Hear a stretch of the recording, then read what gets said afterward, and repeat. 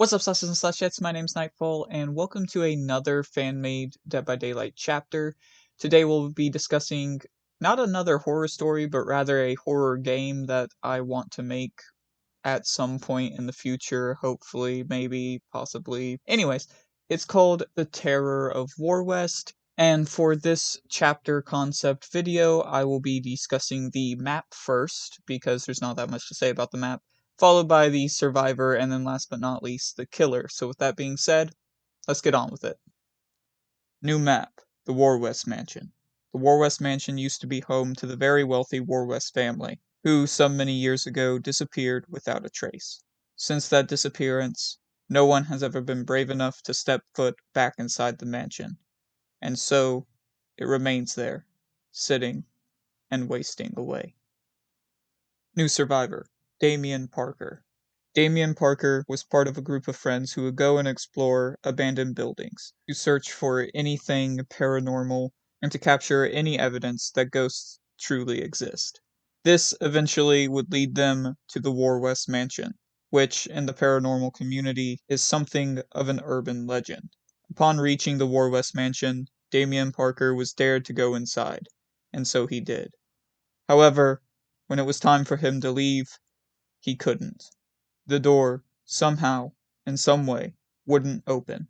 Without even realizing it, he had become trapped inside, with the evil that lurks below. Damien Parker comes with 3 teachable perks that allow him to hide and fight back against the killer. His first teachable perk, resourceful. Having been in dire situations, you make do with what you have. When searching through a chest, press the active ability button to gain parts instead of an item. While having parts equipped, you can press the active ability button near a pallet or vault location to set a trap that stuns the killer. Resourceful has a cooldown of 80, 70, and 60 seconds. Once 3 traps have been placed in the trial by any means, this perk deactivates for the remainder of the trial. Come on. There must be something I can do with this. His second teachable perk, in the shadows. You've learned that sometimes it's best to stay hidden. When entering the killer's terror radius, your grunts of pain are hidden, and you leave no scratch marks for 8, 9, and 10 seconds. That was way too close. His third teachable perk, Boon Shroud of Silence. A boon that offers a moment of silence. Press and hold the active ability button on a doll or hex totem to bless it and create a boon totem.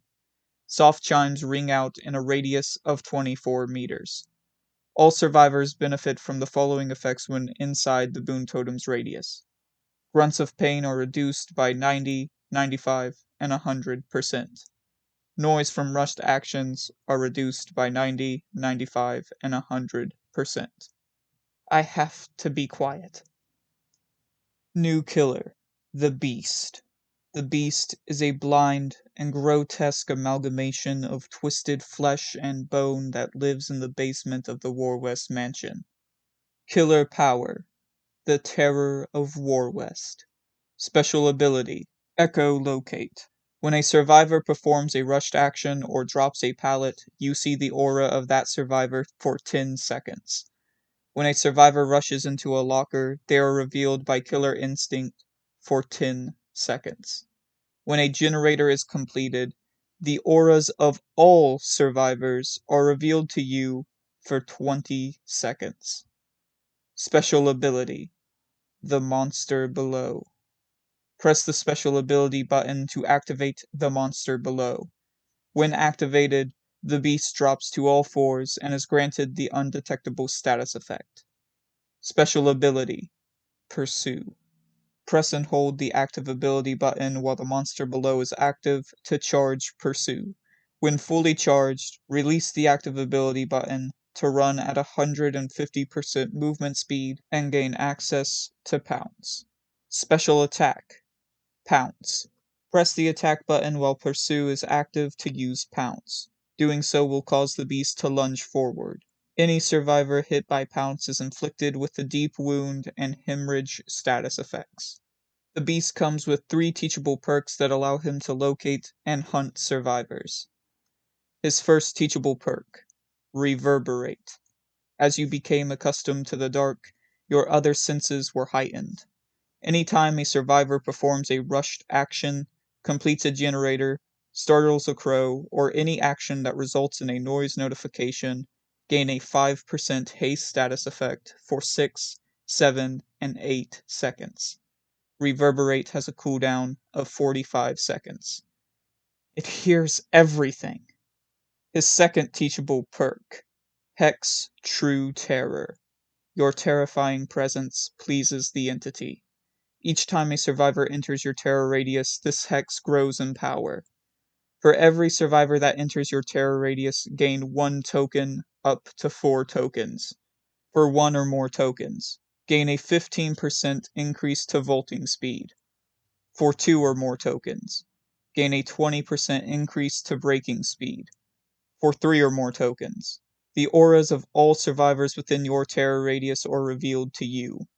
For 4 or more tokens, all survivors are inflicted with the exposed status effect for 5, 10, and 15 seconds. His third teachable perk, No Escape. The power surrounding you awakens the entity. Whenever you lose a chase, all pallets, vault locations, and lockers within a 16-meter radius are blocked by the entity for 15 seconds. No Escape has a cooldown of 75, 60, and 45 seconds. The door won't open. I can't get out. And that's it for this chapter concept. So I'm sorry again about the lack of drawings. I know there was one for the Beast. I made that like, I don't know, 3 years ago. So it's not really that great. It's kind of a very, very rough draft of what he will look like. But it's better than nothing, so I just decided to use it even if it wasn't that great of a drawing. But I'm sorry there wasn't one of Damian Parker. The closest survivor to him would be Adam Francis, most likely. As for the WORWEST mansion, it's a mansion, so I'm sure you guys have an idea of what it will look like. So I felt like it wasn't that important to have a drawing for it. That being said, I am working on finding a pen for my drawing tablet, so for the next chapter concept, especially if the next chapter concept has a map, I will draw it. I will have a pin for my drawing tablet by then, and if I don't, then I just won't. I'll wait until I do to do that video because I want to give you guys like actual visuals, stuff to see. The only thing about this chapter that I might change would be Hex True Terror. I feel like it would be powerful. I don't know though. It's hard to tell without it actually being implemented into the game. But one, it's a hex. There is a counter to it. Just get rid of the totem. And if people have hexes, generally survivors know to look out for Hex Undying, so even with that, it's not too bad. The likelihood of all 4 survivors being in your terror radius is also very, very slim, and they're only exposed for a maximum of 15 seconds, which is generally just enough to down a survivor, sometimes not even enough. Also, once you kill a survivor, you can no longer get the exposed status effect, so it's actually a perk that gets weaker as the match goes on. So, given that, I feel like it will balance itself out and it might be powerful at first, but once people actually, start getting used to playing against it and things, it'll quickly become like every other hex totem that, you know, doesn't doesn't really matter. I really wanted to do the Terror War West because one, it's what started like all of my horror stuff in my universe, and so I kind of wanted to make a fan made chapter for this because I did one for Arson, and I didn't do one for this. It probably would have made more sense to do this one since this is what started my horror thing, and I want it to be a game to begin with. So it's actually probably going to be the most likely. If any of my horror things ever end up in Dead by Daylight, it would most likely be Terror War West. But I also wanted to do the Beast because I thought it'd be cool to have a killer that forces the survivors to be stealthy. Because we don't really have one of those. Um, the doctor, he can just find you. It doesn't matter if you're being stealthy or not, he can just find you.